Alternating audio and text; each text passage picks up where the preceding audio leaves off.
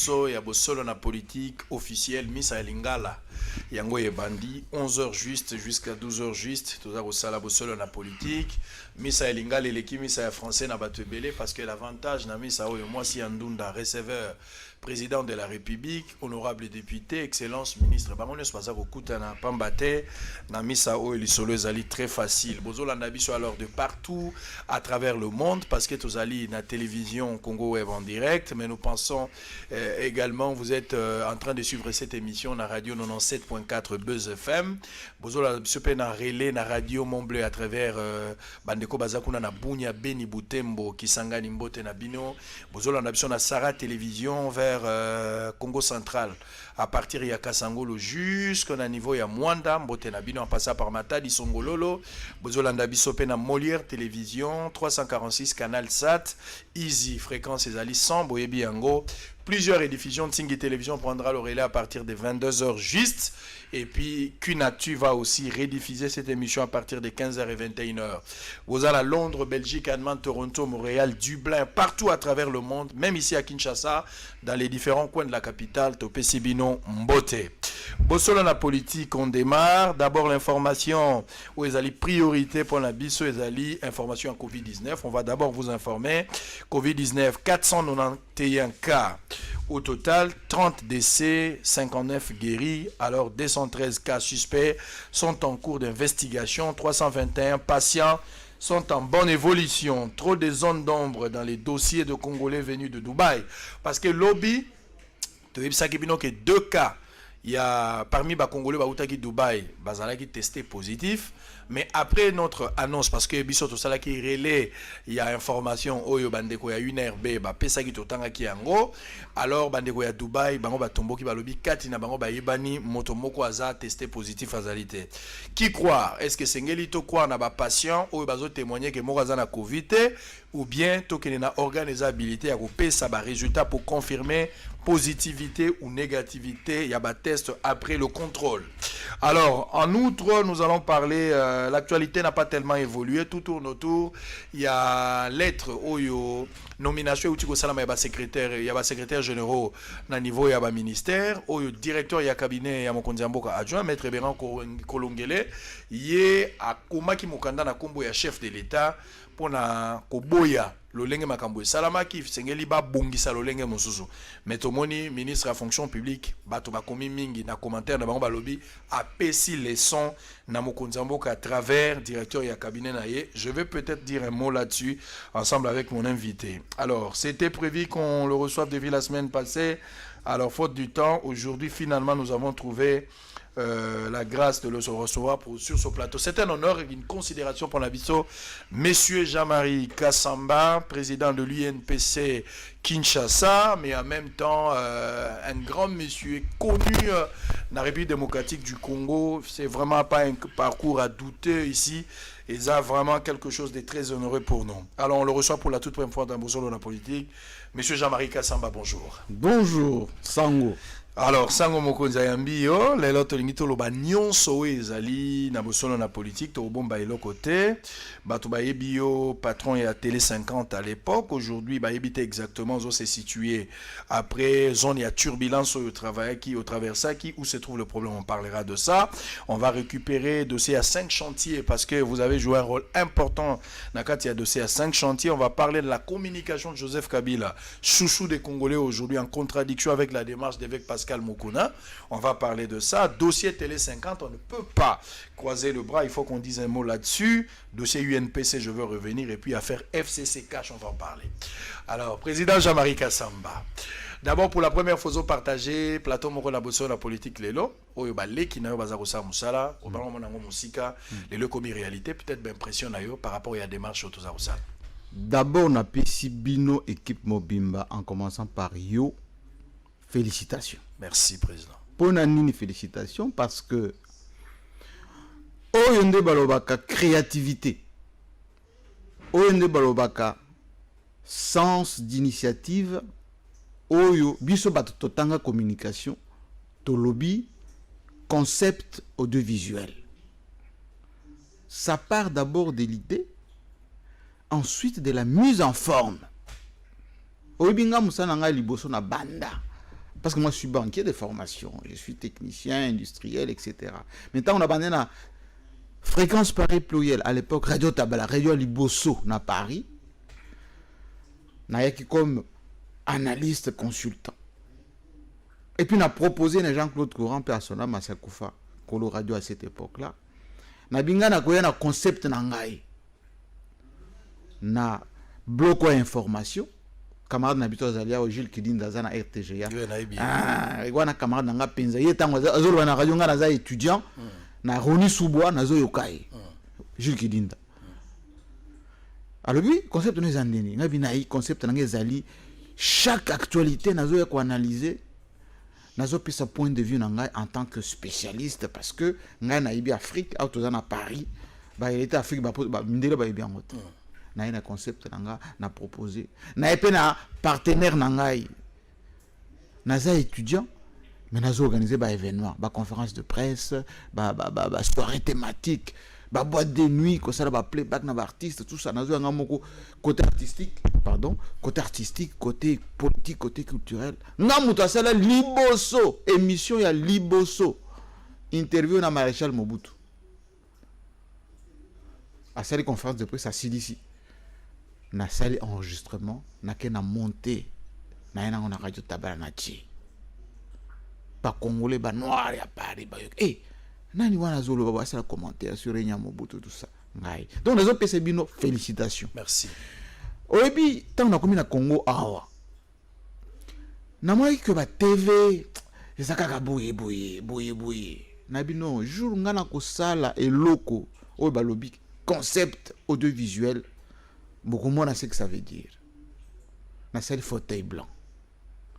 Na zui kaka ba congolais ya congolais ya awa, ba technicien ya awa. Na tourner na TNC ou bien na Grand Hôtel Kinshasa na ba salon na bango kuna. Histoire na robetango soute ba to ba yebi. En fauteuil blanc, il y a rien à douter hein. Yango na zo féliciter yo. Kutu na yebite ce ko fauteuil ba droit d'auteur na ba sango. Pendant lati boye donc lati o balobi probité molobele abatu église au milieu du village il y a un ce qui se cache derrière o bono lati wa donc félicitations naie donc na c'est perminata bino tout le temps au PC donc valeur ajoutée moko na Congo web oyo batu bako kanisate donc valeur ajoutée très bien depuis un certain temps bon moi doute kotaki mo muke camarade nanga Gabi Chabani il faut multiplier la initiative n'était à boye kondima ba créateur ya ba concept n'était boye à l'époque il y avait Paul Moukeni qui avait créé Mwanamboka na concept mo na appuyer la zo sala ba antenne A avec Vodacom etc. À part ça bana musu ba ye tant ba moni JMK sali makamutu on ko créer ba agence na bango lelo na zo sepela ba YouTube ba nini. Dans la vie il ne faut pas être toujours salarié. Donc, vous voyez, non, il faut créer, il faut apporter votre valeur ajoutée.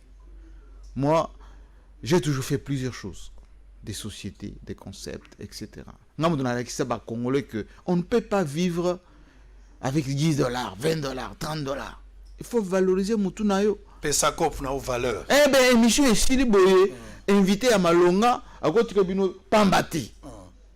Eza mendicité te ezali musala nayo eza créativité nayo oyo mona papa sango si musala papa sango facha karbila na mutuka très bien il faut qu'il y ait des restaurants très bien c'est que patron il y a média il faut valoriser yango parce que azo enlever les charges très bien. Merci beaucoup pour la considération, ça nous fait du bien. 17 personnes au total travaillent autour du programme au Bossolo na politique. Bazan la prise en charge, il y a Sango et puis bah contribuable congolais bah au bazar au sali ça peut-être na participation na bango ndenge ozako le kalelo. Alors on va entamer des dossiers importants où bah te belé bazar au zelayo vraiment tant on annonce qu'il faut ta la réaction ya bateau motema. Bateau peut pas continuer au linga okati lelo au-delà ya ba caprice, au-delà ya turbulence, au-delà ya leadership. Mais quand même batwazo lingayo mais dès l'entrée de jeu nazo peso babiloko batu balobi pona yo comme ça mais gato sala moi toilettage à moquer avec plaisir alors batu bazo au monde que ba camarade na yo nyonso oyo bozalaki na bango tangi kidinda awa bon to tanga bna kidinda mingi te mais mingi ba kotanga ba génération na habité so boza génération par exemple na ba Christian Lusakweno bakotanga bandeko no mususu ba Sampin Ngombe bozakane mingi bango bazalaki mwa mayele, c'est-à-dire hormis bambongo bozako simba ba misaleli ba structure na bango moko oyo bazo dépendre na ba parti politique te bako dépendre na ba homme politique te individualisme wana l'autonomie wana bango ba créer autour na bango et permettre bango ba kende.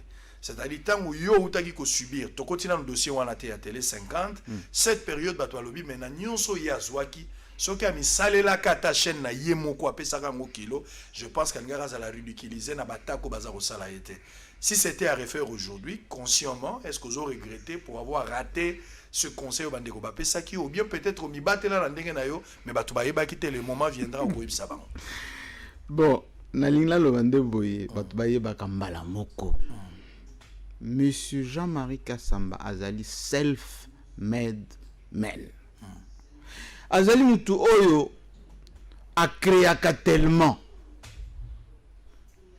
que aza cloisonné te.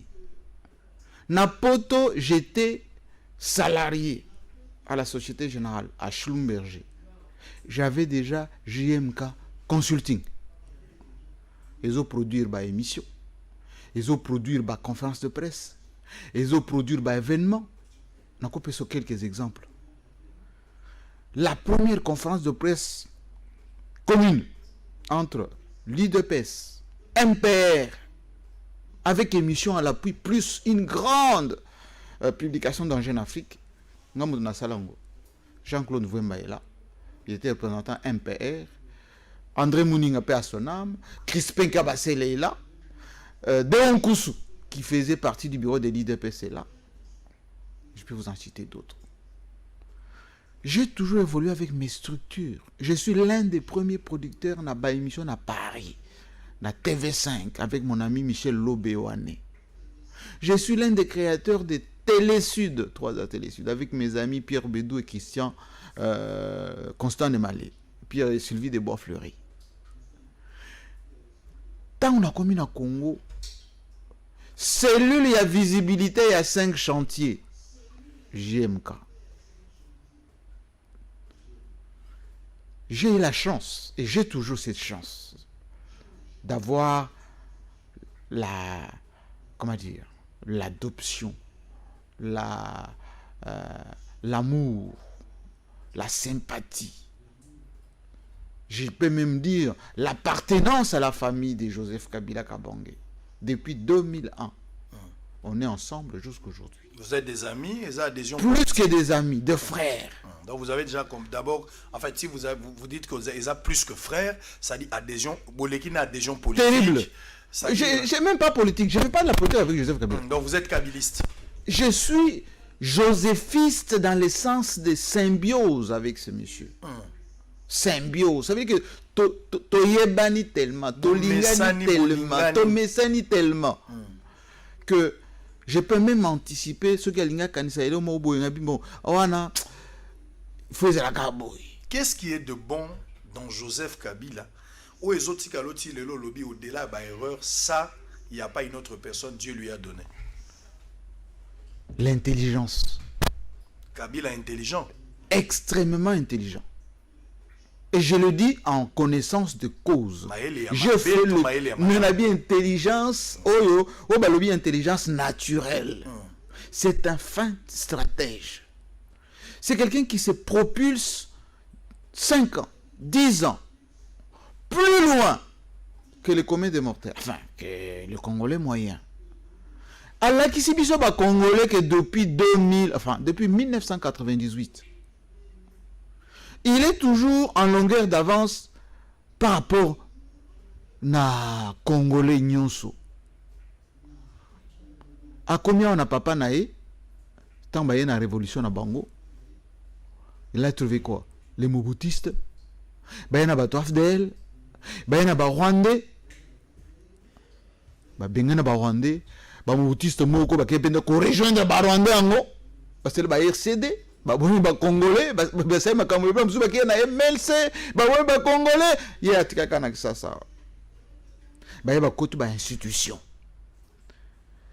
Ba kanisi ezaki kaka pouvoir pour le pouvoir. Abi boni pouvoir, bozwa. 1+4. Balakisi ba limite na bango. Oh, baza koloba na rébellion, oh, démocratie, oh, non, mauvaise gouvernance, oh, ko baby c'est plus que oh, baza koloba pendant la transition. Pendant la transition,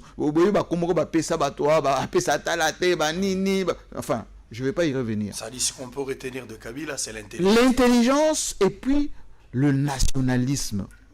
Kolingamboka oyo ya Congo. Tala mutu, ozaki na président.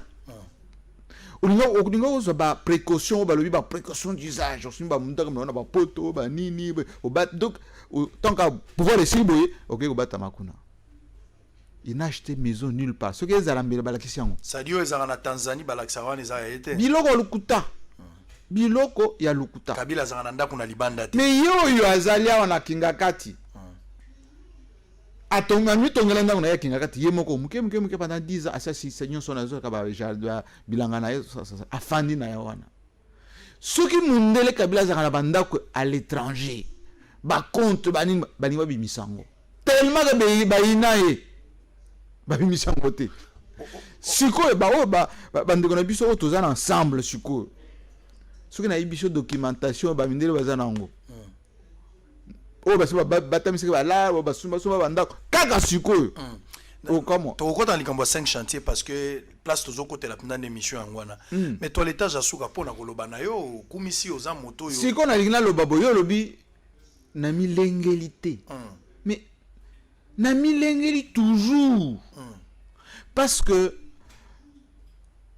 na lingate na loba makambo etalinga s'il y a quelqu'un qui est autonome proactif oyo asaleli mboka amisaleli yemoko asaleli famille asaleli profession ezanga na yena mbonko oyo nga moko na ordinateur na ngai na créer 200 emplois tolobela ngo soki olingi tolobela na yena mboko oyo na zone nomination te ba nommé Jean-Marie Kassamba article machin ordonnance machin rien mais na sala tellement makambo a bien ko kana ba noma kasi zela wana yo ndozo milobela lelo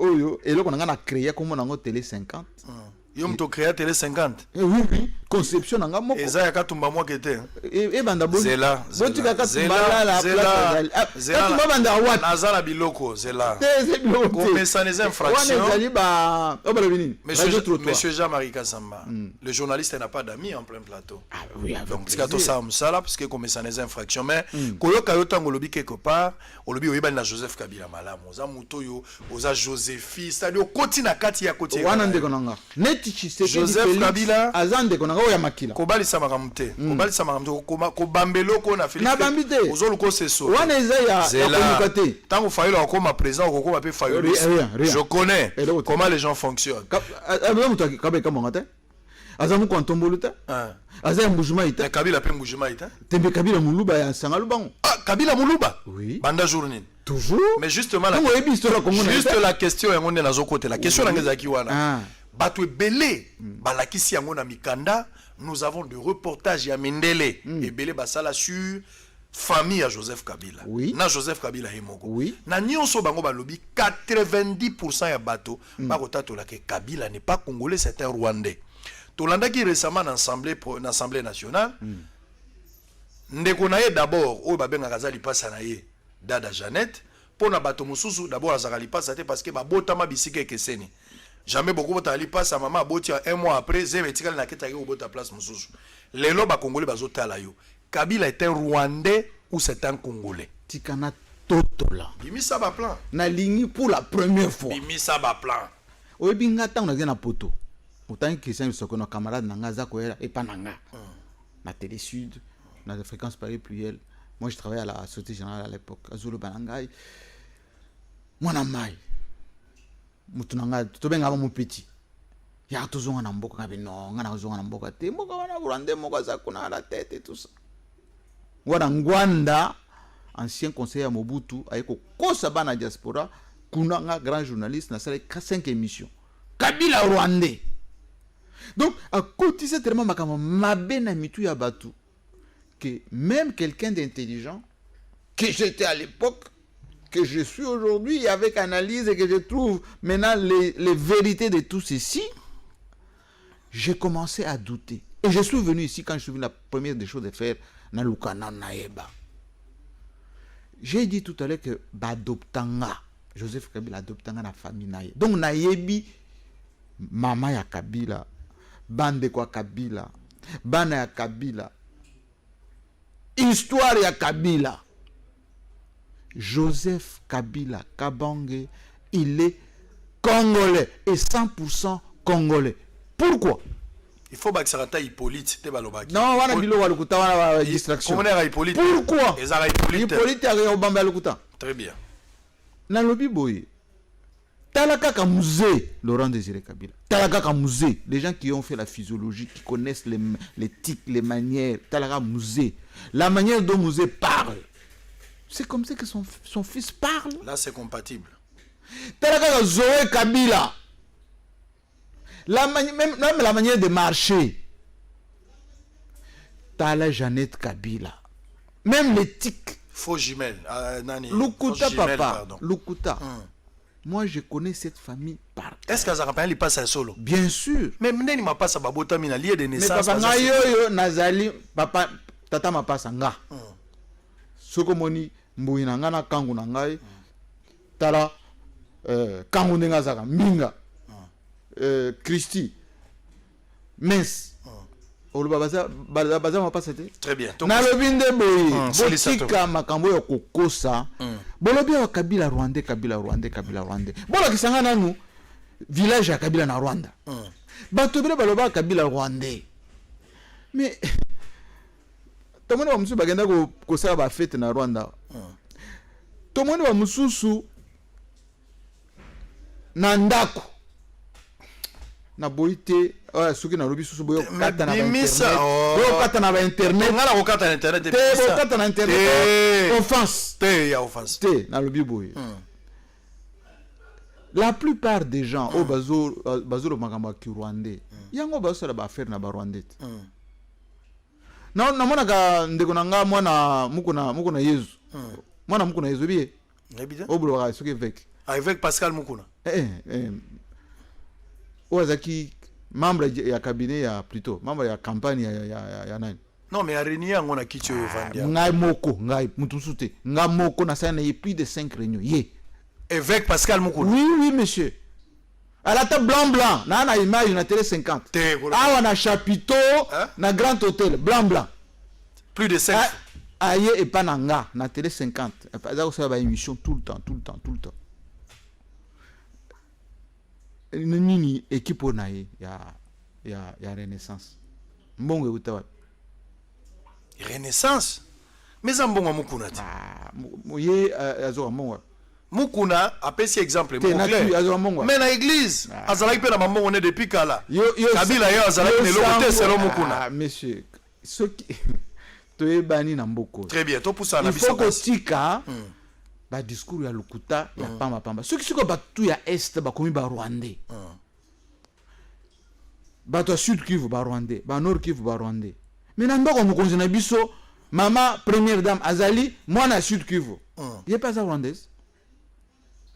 Est-ce que vous voyez que vous avez moi des autres mots dans ma famille inutile. Très bien. Pourquoi ceux qui bozolo ba siko biso baluba yonanga to baluba to bandi ko invectiver ba tribu mususu o Fayulu babote ceux qui sont na Sénégal boye oyo Rwandais mais pouvoir ya baluba bakotika nana Congo ya biso moko Congo o ya biso moko. En résumé nyonso balobaka likolo ya Kabila lokola lolenga na nationalité za Lokuta tika to pusana. Jean-Marie Kassamba tozali en direct 97.4 à la radio Buzz FM boza ibele boche TV moko na ndako évêque Pascal Mukuna pour la première fois na yoka ba témoignage oyoki yango yo moko na matoi na yebi ke ero so che mutu boy plus de 5 fois kutani na Jean-Marie Kassamba c'est l'ondenge ya lobi na biro na nga ya na biro na ye na kuna na ndinyo na chapiteau campagne mais a témoigner pété a témoigner peu et puis qui par renaissance Shadara Fandi a peu avec la commission de sensibilisation yemoko Mukuna oh même qu'on a le bazaki surpris à mon akombonai Pascal Mokuno Zolandanga évêque yo kande bazako témoigner wa donc aux distraction Ozalaki exactement Ozalaki chargé à visibilité à scène chantée à Joseph Kabila. Mais meilleur programme. Meilleur programme. Oui. Alors critiqué par beaucoup de Congolais. Oui. Bah critiqué qui nini parce que vous n'avez pas lié l'utile à l'agréable. Au beteli bango li solo ya livre ya témoin de Jéhovah. Au lakisi bango ba photo ya paradis na ba pomme ya minene mais ba moni yango te. Awa o tshela biso ba photo ya ba bateau. O tshela biso ba photo ya tozolo bela kutu so de mouton te. Mais aleki ba photo ya banzela ya likolo. Banzela ya likolo autoroute babengaka. Totikali komona yango te. O tshela bato ba photo ya ba train moderne. Bato batikala komona yango te. Botiela batu photo ya ndenge boulevard ekokomela na baminda photoshop na réalité monanité otekela batu ba illusion lelo Joseph Kabila aza président de la République te na conscience na honnêteté oyo zanango ba congolais balinga ko mingi peut-être les occasions ya suka pona yo au rectifier tir. Est-ce qu'aujourd'hui vous regrettez avoir vendu ba illusion rêve ya pas mana ba congolais mais au fin fond et loko moko salama oui pani nazo sourire sango azo le bango tellement la conviction que zo pesanga pour na seka oui bitango na kendeki na mboka na biso yo Congo dans les années 80 ça s'appelait les Zaïre tout était délabré tout alors ngana de décoller na njili wana aéroport de njili wana à 11h avec les DC-10 del Zaïre. Courant exaté. L'aéroport. Wileri ozo. Toi tu peux mettre Wileri out. Et ça quand on a mai na mai. Wileri mai na mai. Ok na ministère na ta moko te okuta kicha malonga ofandi. Quand les Kabyles sont arrivés dans ce pays, rien ne ressemblait à rien. Rien du tout. Il ne faut pas qu'on ait une honnêteté intellectuelle. Quand Félix Tshisekedi on fait remise et reprise au mois de janvier. Le 24 janvier. Oui. Akouti, dans le compte du trésor, 1 milliard 400 millions de dollars. 1 milliard de dollars. Quand les Kabyles sont arrivés, il y avait moins, rien. 1 milliard. Parc automobile, plein. Congo Airways, Transco, bâtiments de gouvernement, tous les ministères, plus de location. Il y avait même au niveau du cabinet du président de la République, tous les parcs laissés pour à l'occasion de la francophonie, à l'occasion du cinquantenaire. Oh, panzi na ba cité soko qu'est-ce qu'on a na banganda na ba boîte de nuit ozokutango liboso. Le boulevard du 30 juin ici était 2 voies. Na katikati wana mabele moko boy. Et comme 8 voies. Nous avons l'aéroport aujourd'hui modulaire. Vols nationaux, vols internationaux. Il y a même le pavillon présidentiel. Joseph Kabila a laissé plus de 5 avions qui sont là. Quand Mobutu est parti, il n'a laissé que... Il n'a rien laissé du tout. Parce qu'il y avait même que l'aéroport que les Belges ont laissé en 1954 qui était là. Comme ceux qui... Ozo expliquer ngai. Ozo expliquer ngai. S'il vous plaît, Ozo expliquer. Alors le programme s'il vous plaît. Ozo memanga na logique ya makambo yo moni. Oyo Kabila Ozo kumisa kutaki. Mais makambo na lobi no Kabila tenir ba promesse. Mais yango nazo comme ndé wana te. Aéroport Kabila va kere na sukawa. Oui.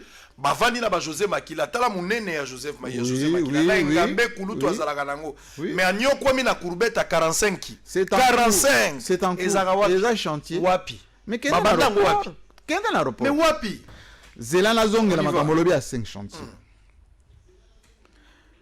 au depuis que tant Kabila a lancé le programme de 5 chantiers c'est pour la première fois dans notre pays tomona 20 km d'engins Yassika 20 km. Nga muto na kende matadi. 20 km. Bangé ya Sika. C'est le seul programme Oyo va ouvrir un chantier partout et ça s'est fait et puis ici là. Autoroute et ça là?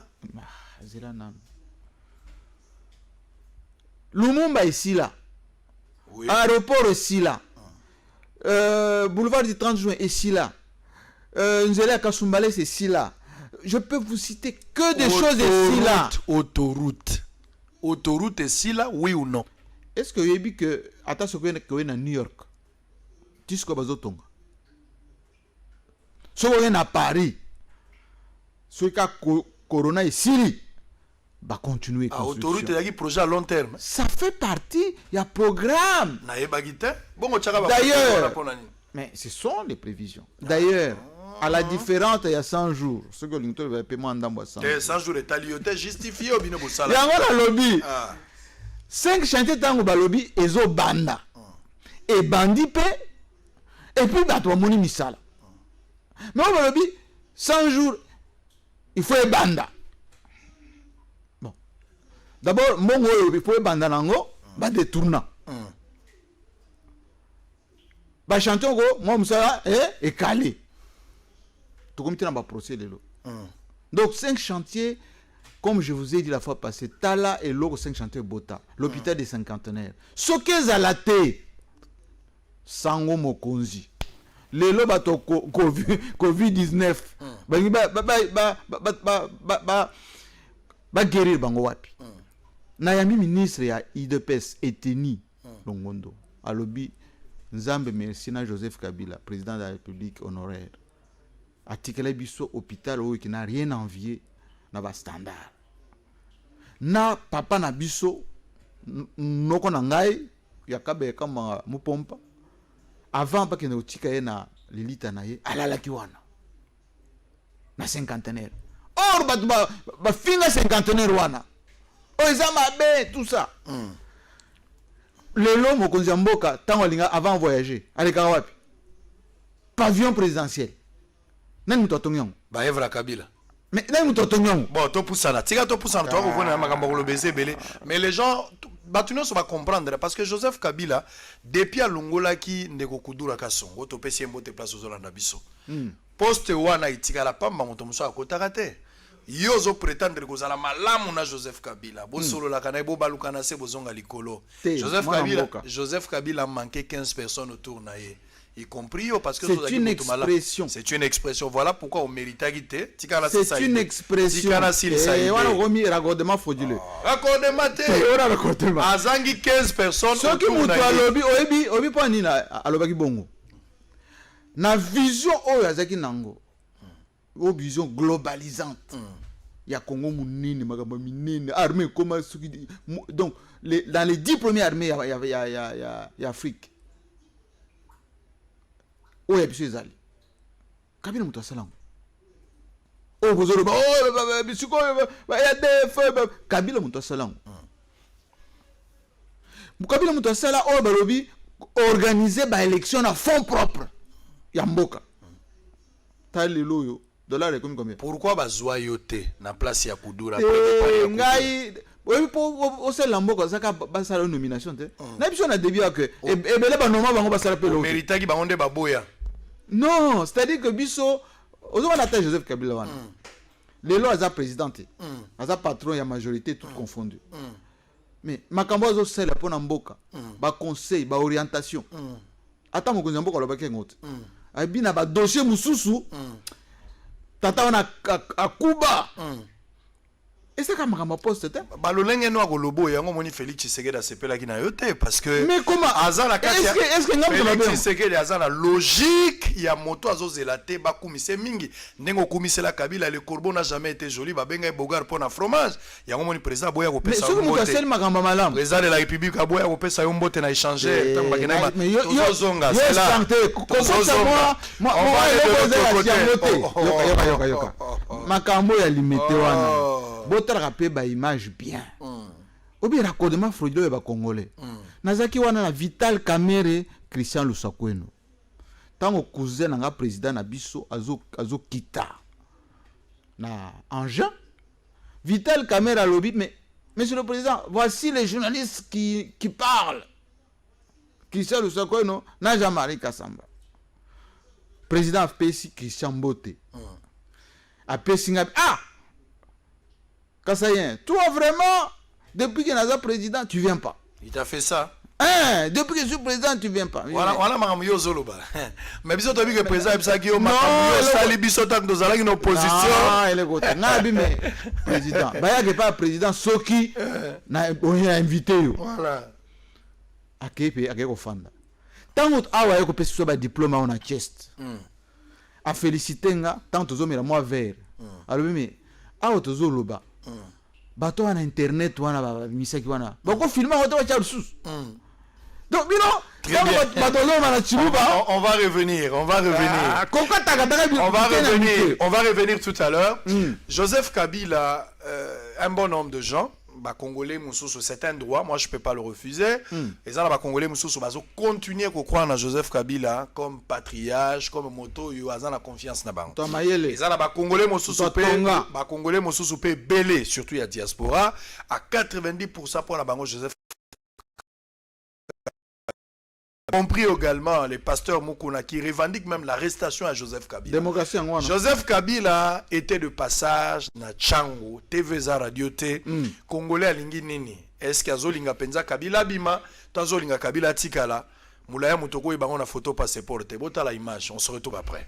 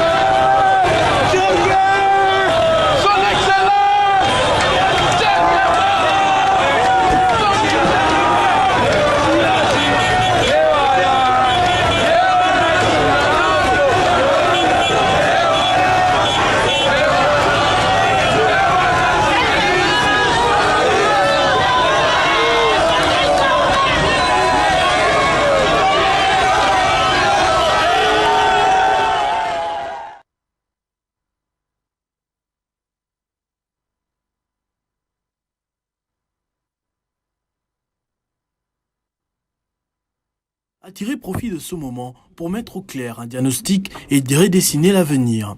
Le système sanitaire, le cadre macroéconomique, le droit du travail, la bonne gouvernance, le système éducatif, la sécurité alimentaire sont les principaux secteurs qui attirent l'attention. Pour le sénateur Guy Luando, cette crise aura eu le mérite de démontrer que la santé devra dorénavant être placée comme secteur stratégique et prioritaire pour le développement du pays. Il faudrait le plus urgemment possible créer des emplois durables dans les secteurs, diminuer l'exportation des médecins, mais aussi investir dans l'industrie pharmaceutique afin de répondre aux besoins croissants de la population. Au-delà de cela, il faut aussi réinventer l'économie congolaise, par exemple en mettant en valeur les 80 millions d'hectares de terres arables ou encore soutenir l'emploi afin de protéger les PME à préserver leurs activités mises à mal par la crise sanitaire. Il est également plus que temps d'établir une bonne gouvernance au service du peuple. Dans les lignes de Guy Luando, la République est un mot creux si elle ignore les conditions concrètes de la vie des gens. Les Congolais ont de moins en moins confiance en leurs dirigeants à cause de l'opacité qui caractérise la gestion de la Respublica. La piste de solution la plus envisageable serait donc la responsabilisation d'un côté des gestionnaires de l'État et de l'autre des parlementaires. Ainsi, tout celui qui gère la chose publique devrait s'attendre à une sanction en cas de mégestion ou malversation. Un peu plus loin, les sénateurs Guy Luando proposent également la mutation de la loi ordinaire sur les finances publiques en loi organique pour des raisons de sécurité juridique.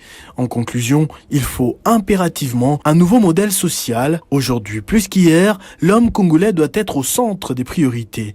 Ce Congolais compétent, ce Congolais à la hauteur de ce grand pays, placé avant tous les partis politiques. Les changements peuvent faire peur, mais pour s'en sortir, il faut se préparer dès maintenant.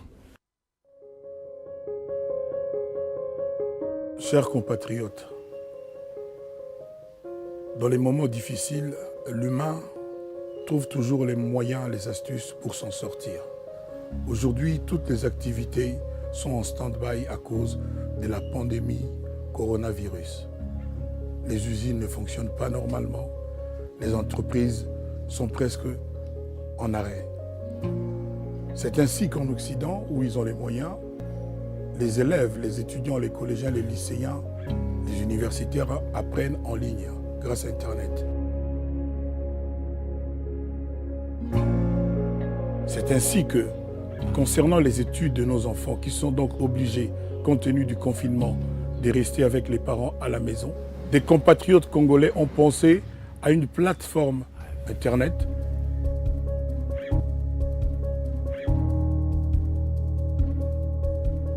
grâce à laquelle les enfants peuvent continuer leurs études en ligne, de l'école maternelle jusqu'à l'université. Cette plateforme permettra de faire passer les cours en ligne, faire suivre les devoirs et exercices, évaluation des travaux pratiques. C'est une opportunité à saisir.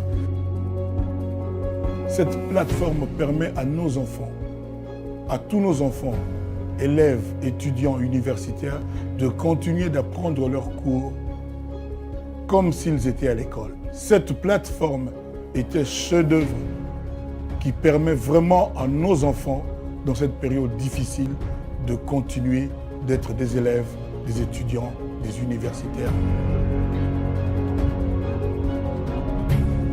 Professeurs et étudiants peuvent donc échanger questions et réponses. Les élèves, les étudiants donc peuvent avoir toutes les explications comme s'ils étaient au même endroit avec leurs professeurs. Un autre avantage de Très bien, merci beaucoup à la grande équipe qui travaille ce matin, Précieux Mouyoko, Trésor Kalafay, merci beaucoup. Alors on va entamer dernière partie pour terminer. To bandana makambo ba image ya kisasa. Yango ande la zoya, ba image ya kisasa to lobera deuxième phase. To bandana nuana. Réponse oyo nazo pesa ndeko nanga ya mbujima ya kananga. Pasteur Mukuna évêque.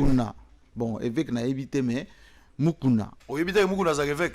Bon, makambo na bango bato ba tokei. Bani ngana za kuna. Tokei. Na bika za mwana Mukuna Yesu. Mukuna chipo ya wakazaji. Tala kisasa yango oyo. Kishasa yango oyo.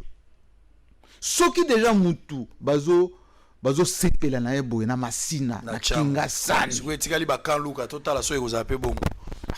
Na lobi na kingasani. Kote ba fayulu, ba bandundu, ba kasaya na kingasani wana bazo loba na ebo. Shina rambo bazo matana ba traverse na nyo ba lobi. Ba passer ye mutu asala. Lumumba ye mutu asala.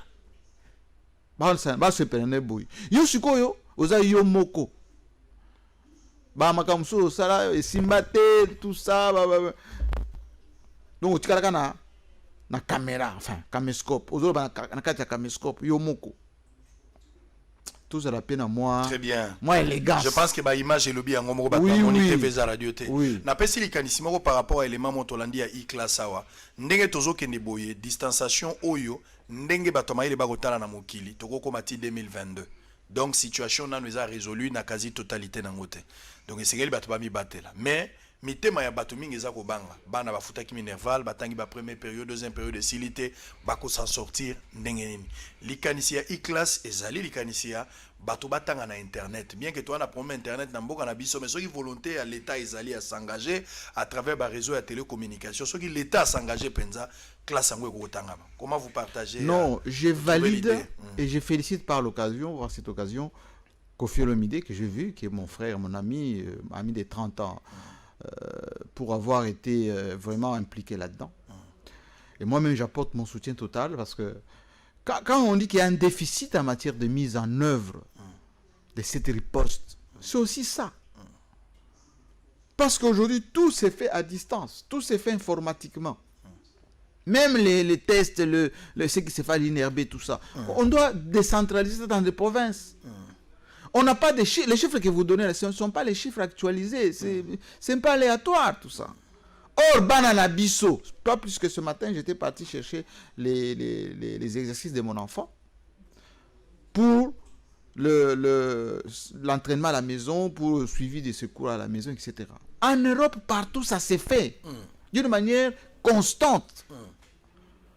On devait, au lieu de se focaliser sur des débats politiciens inutiles, oh, nani a fini président, oh, nani a fini ministre, oh, courrier Kingandi, oh, procès. Mais l'avenir de ce pays, c'est ça. L'éducation.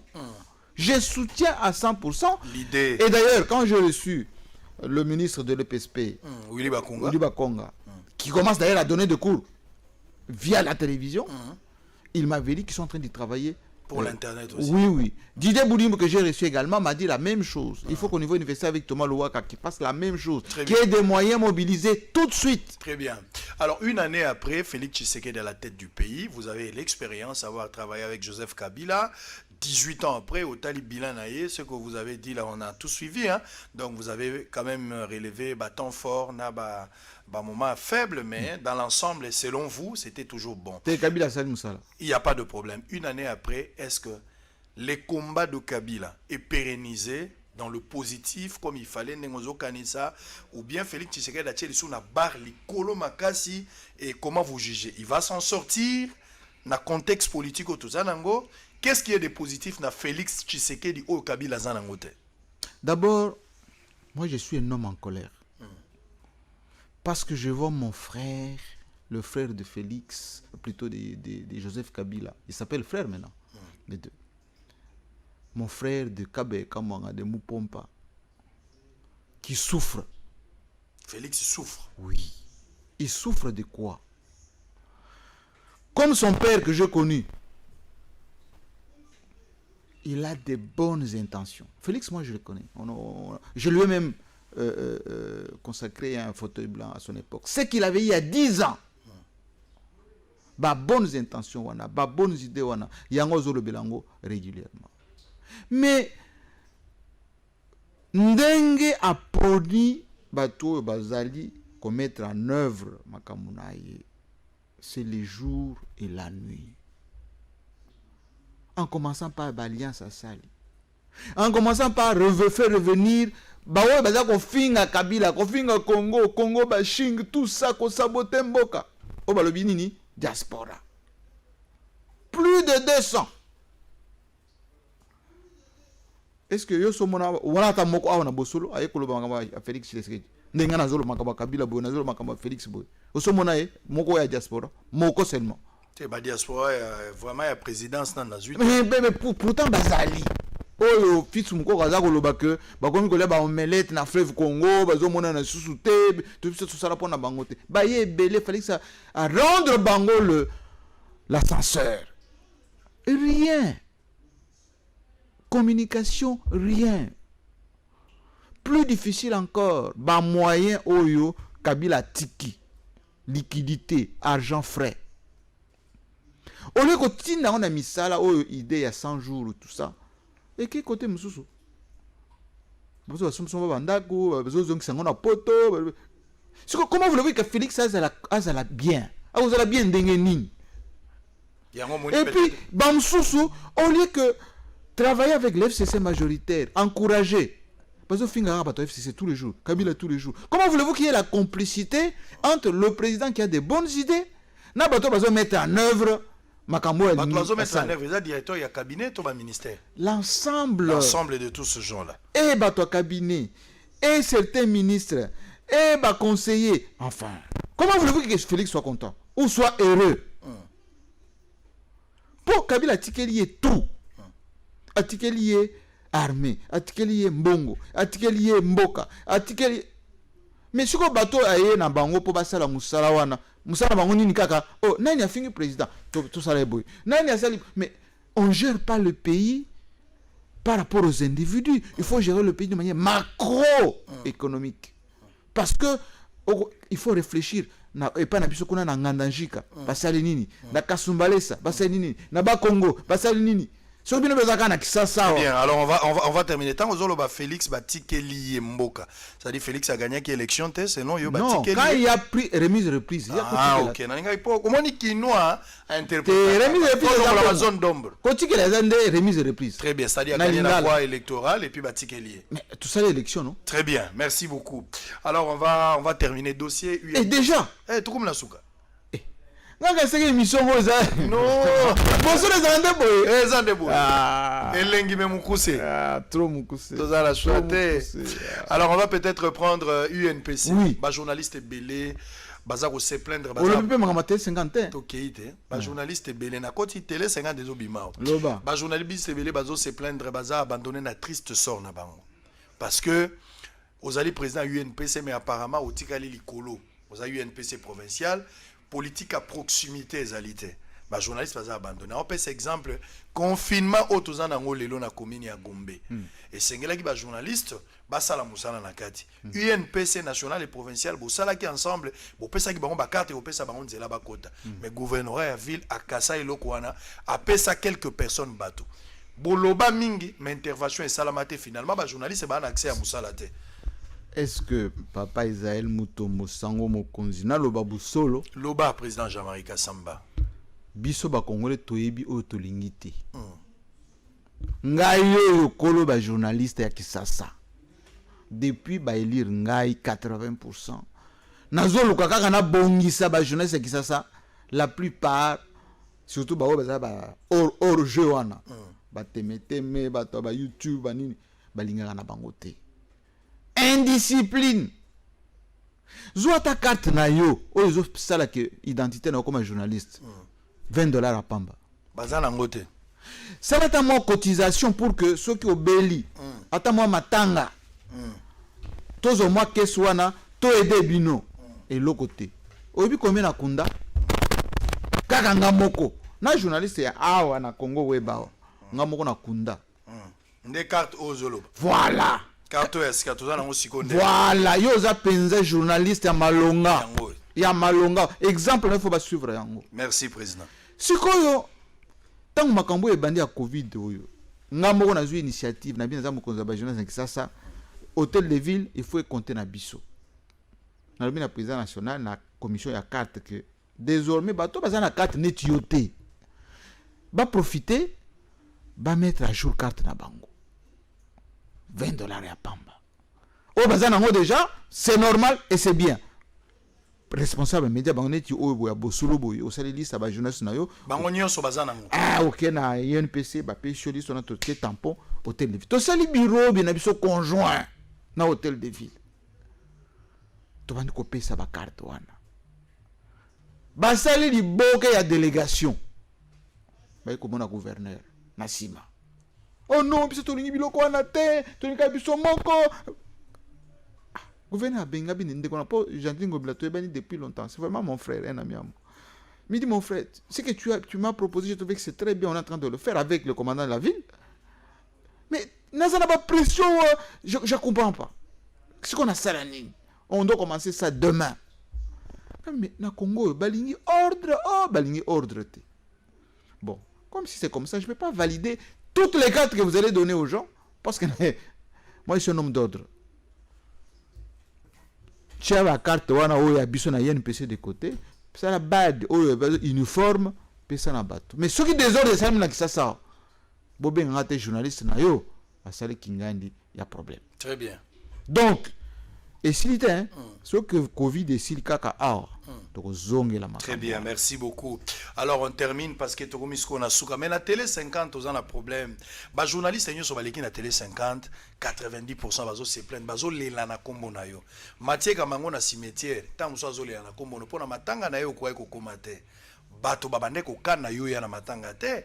Parce que bato nyonso balongwe télé 50 d'abord salaire ezaki médiocre et ça la bato muso ba kozwa $50 bato muso 80 luxe na TV qualité mais au fond bato baza ko souffrir donc moi na yo azola la nzala na boulangerie mais pendant que bozo sala mapa les gens ont vu ça et puis bato nyonso balongwa télé 50 au combattant bango au comment ba lettre place bazala attaché pour kata kwanga na bango obi kezo kokana na yo te oza mutu malamu na kosola mais na misala ndeza yango te obi point nazo secret sous na mutema na yo moko na bawe bazotala biso bayebi que oyo lobi yango te oyebi na fauteuil blanc tango na banda fauteuil blanc soki na silisi enregistrement ya fauteuil blanc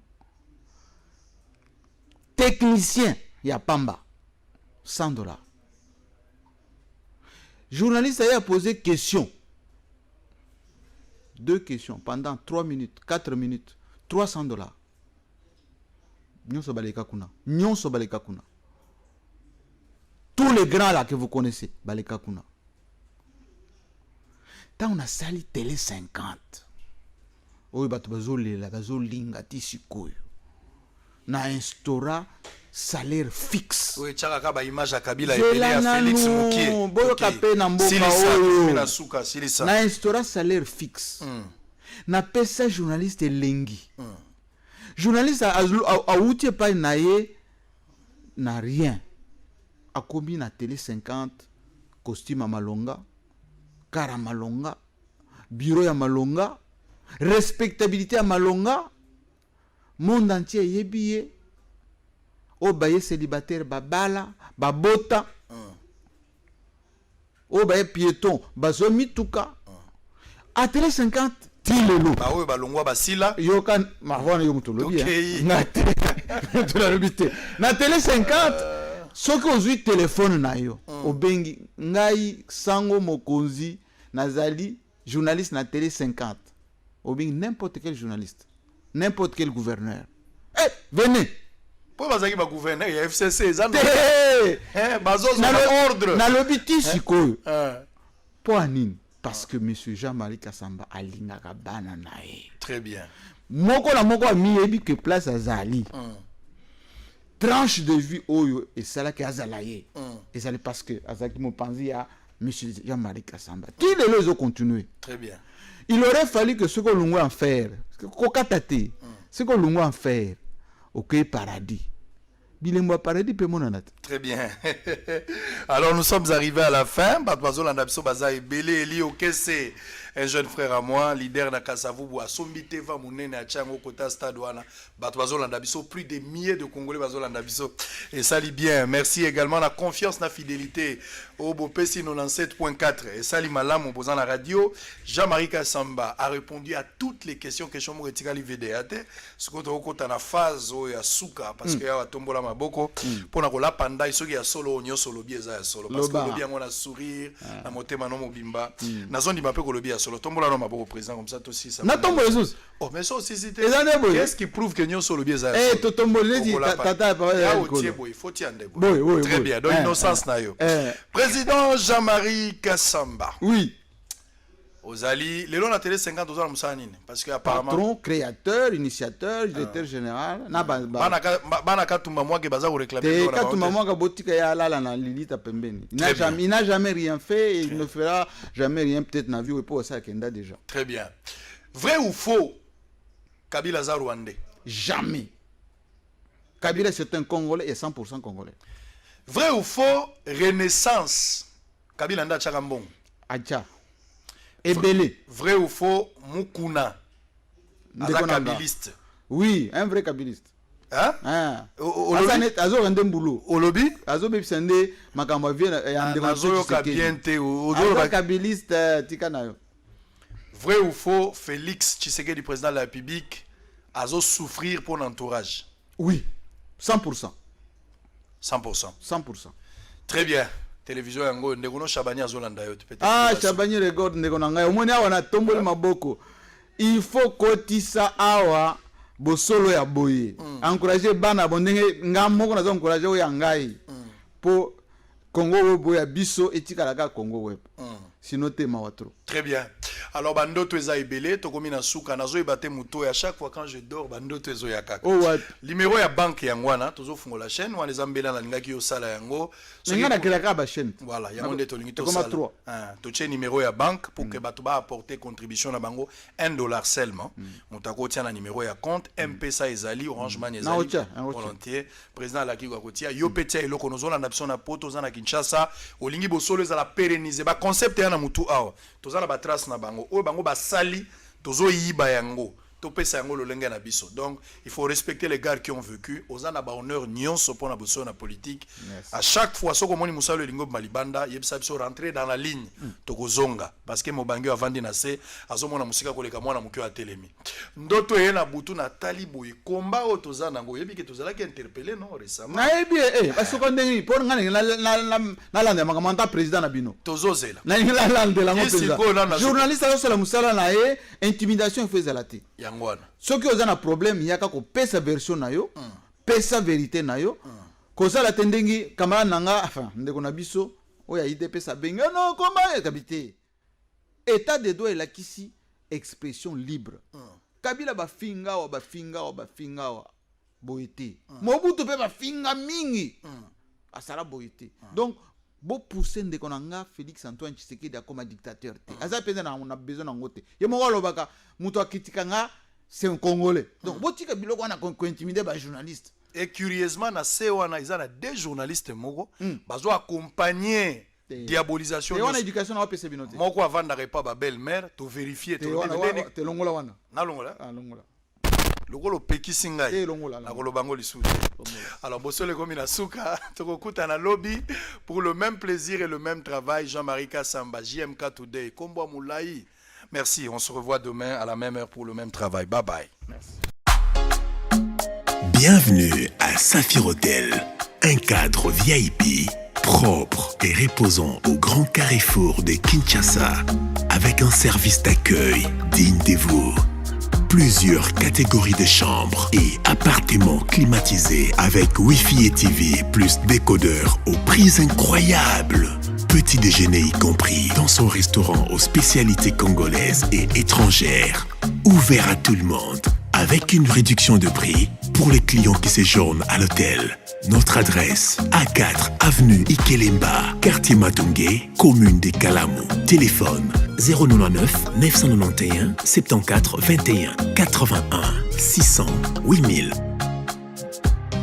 Hôtel Saphir, beau cadre, bel emplacement, bon prix et beaucoup d'avantages. Bienvenue à tous. Oh Congo, toi paradis, Congo terre promise, au Congo, l'étoile d'Afrique. Voilà, je suis au Congo, toi paradis,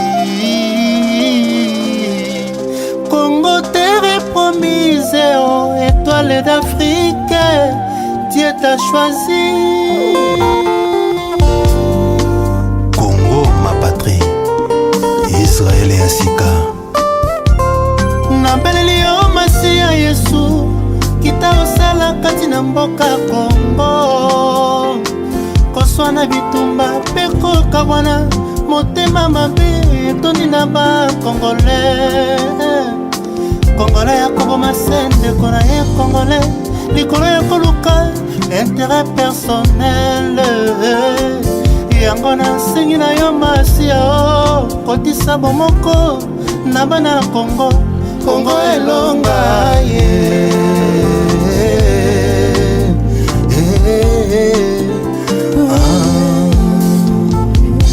Marabeleli yo Masia Yesu, kitasala kati na mboka Congo. Tribalisme, égoïsme, ekosila te na kati ya bana ya mboka. Bandeko bakomi nde kobomana, Yesu Nzambe nanga okei nde wapi?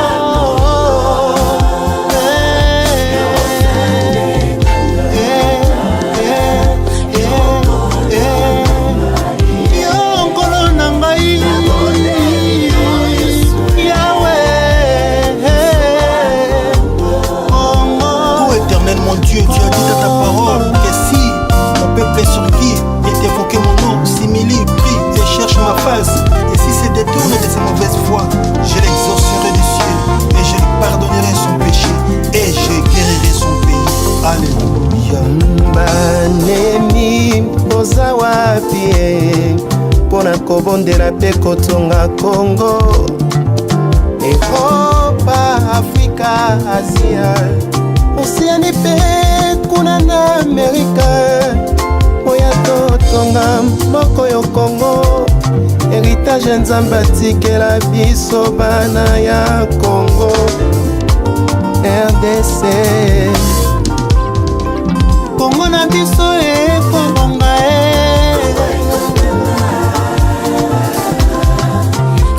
ale bana Congo tosimba na maboko.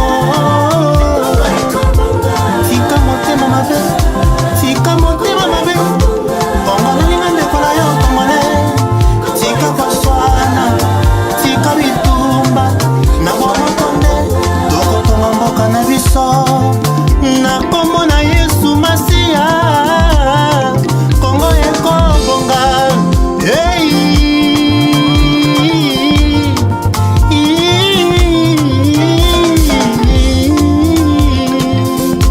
aimons-nous les uns les autres. Iloba yawe atikela biso. Aimons-nous les uns les autres. Mibeko soni yawe atikela biso. Ebolingo, ebolingo. Il est doux et agréable si les frères demeurent ensemble. Ainsi dit la Bible. Alléluia.